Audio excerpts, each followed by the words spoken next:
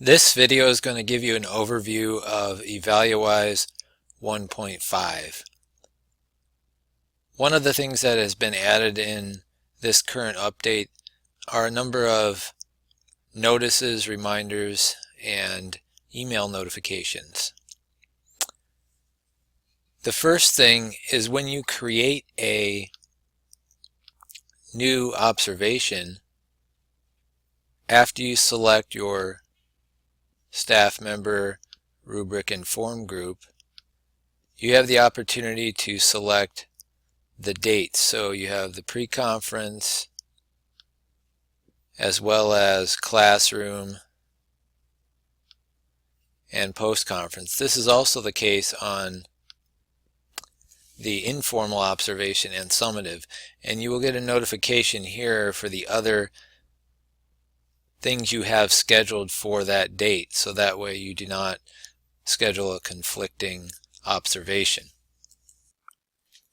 On the home screen, there is also a Manage Reminders and Notices button at the bottom left next to the Welcome Screen button. This is a new addition which will allow you to add custom reminders and notices.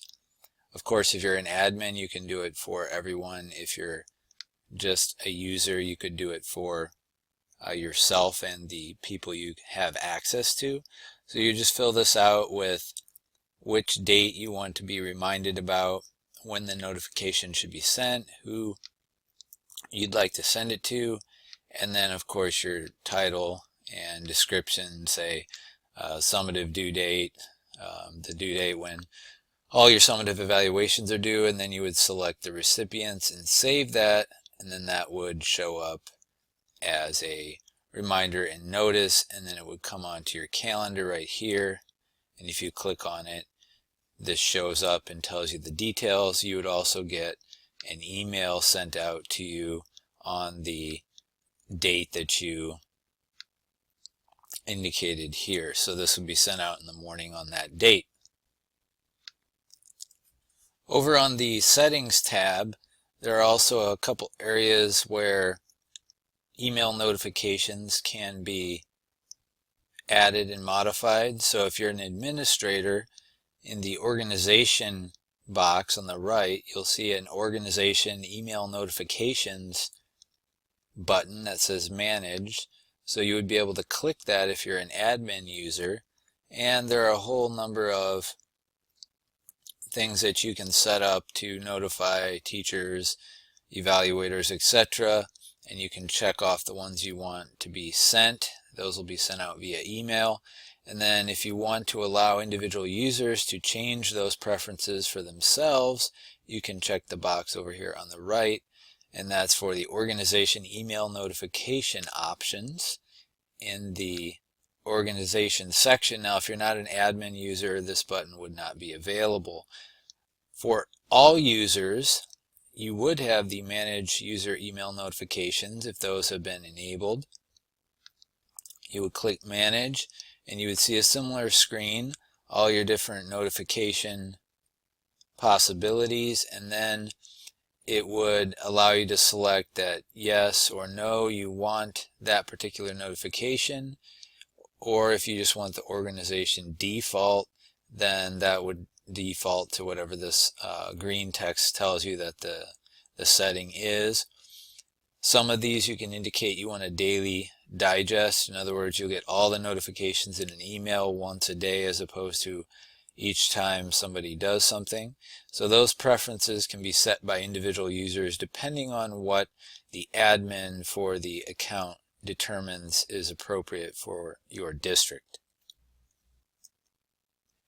There's also another notification option. If the evaluation scheduled notification is turned on in the preferences, then this Notify Teacher button will show up when you are scheduling the date and time for a particular observation, either on the formal, the informal, or summative, depending if those are turned on from the admin's panel. If Notify Teacher is clicked, then an email will be sent to the teacher, notifying them of the scheduled times for their particular observation. And here is an example of that email. It would look something like this. It would list the different scheduled conferences or meetings and the date and time that those meetings will take place. There's also a new preference on the Options tab in the Organization area that allows evaluation labels. So if that's turned on at the admin level, then you would be able to label individual observations. Like this one, you could type in a name for this, and any of these you could type in names for them in order to customize the naming on individual observations. There are several new options for the summative evaluation.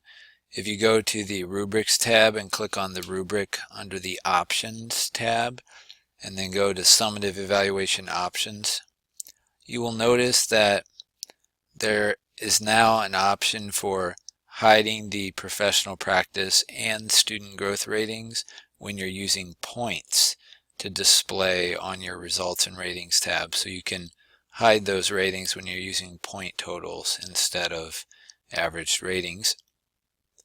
There's also a student growth description area. What this is will allow you to do text that will appear above the student growth rating area on your summative. And then if we scroll down a little further, there's an option to turn on scripting evidence in the summative. So if you want to script additional evidence in the summative, you can turn that option on. And of course, this is all as an admin user. And then there's also a option here that allows you to exclude evidence from the summative evaluation if you want to turn that on. I'll show you a couple of those over here. If we look at a summative and you go into Professional Practice Summary, you would normally have all your evidence in here, but if we go over to an actual observation and we see that turned on, there will be buttons here for omitting from the summative. So if you check that, this particular line would be omitted from the summative evaluation. And then back on the summative, the scripting area here would be turned on if that option was on. You could enter in text and notes for scripting on the summative. Also in the Results and Ratings area, for the student growth, the text area would show up above the assessments, and that would allow you to put in descriptions for the student growth.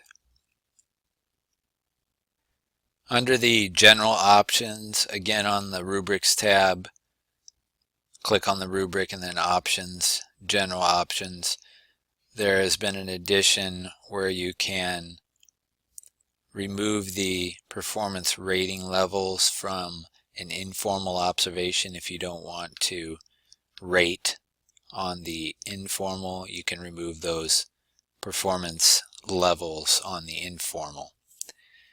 And then one final thing that's been added is going to be a bulk printing option, which would allow you to print all the documents from a particular school, rubric, etc.